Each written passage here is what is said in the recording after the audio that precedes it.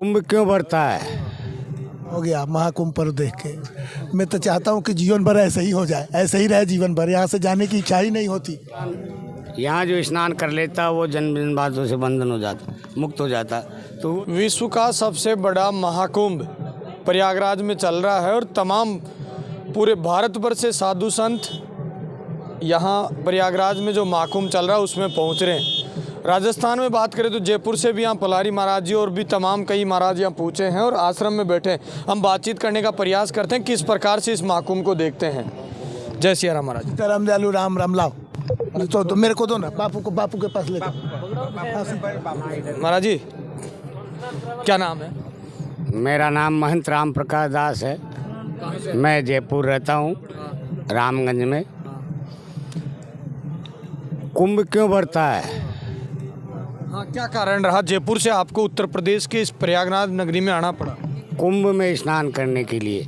ये महाकुंभ है।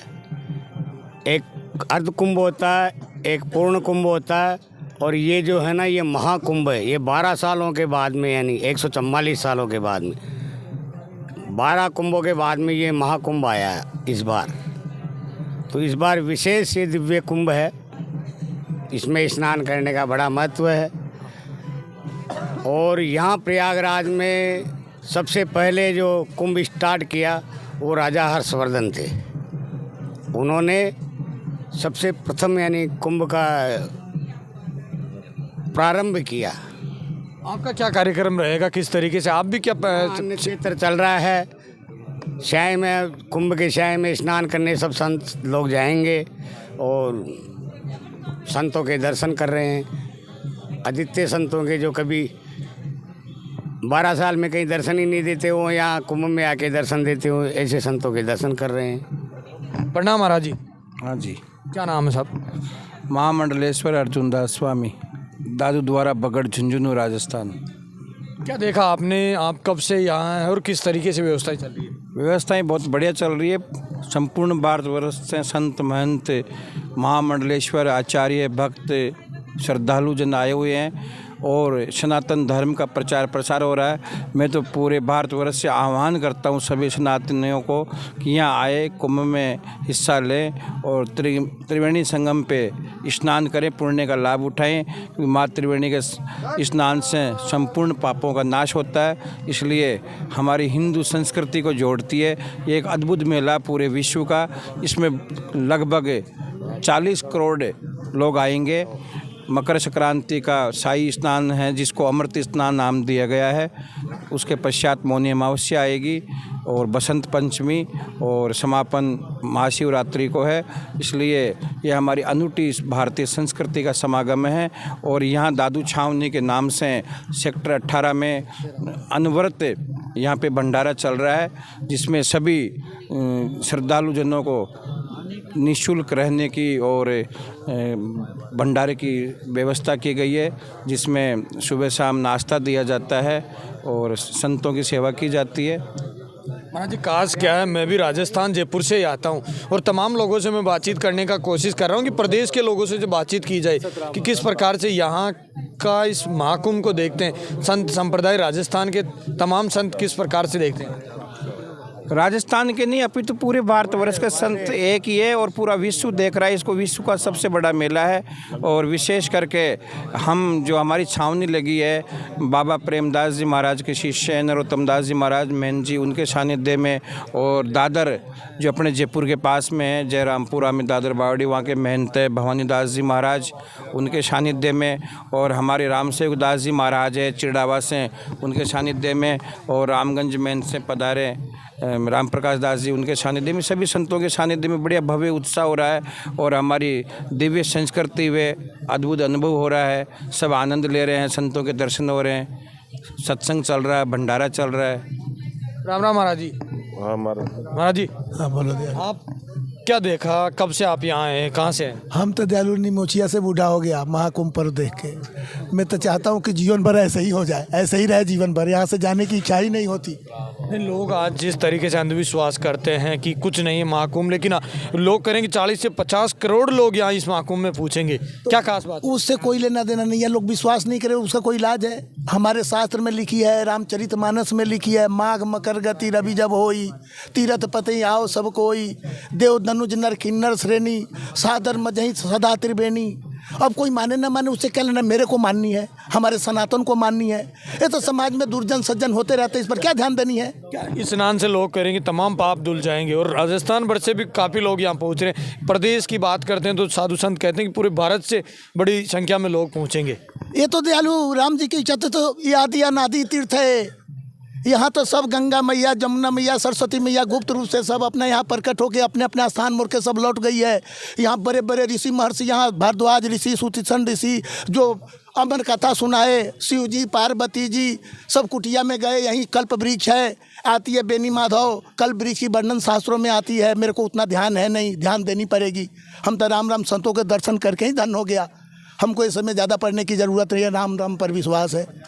महाराज जी 140 वर्षों के इंतजार के बाद इतना बड़ा महोत्सव आया है, 144 वर्षों के बाद इतना बड़ा उत्सव आया है, किस पर? 12 वर्ष में आता है महाकुंभ।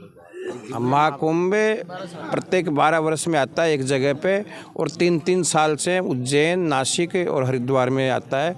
तो ये 12 वर्षों से आया है। और मैं अर्धकुंभ में भी आया था 2019 में।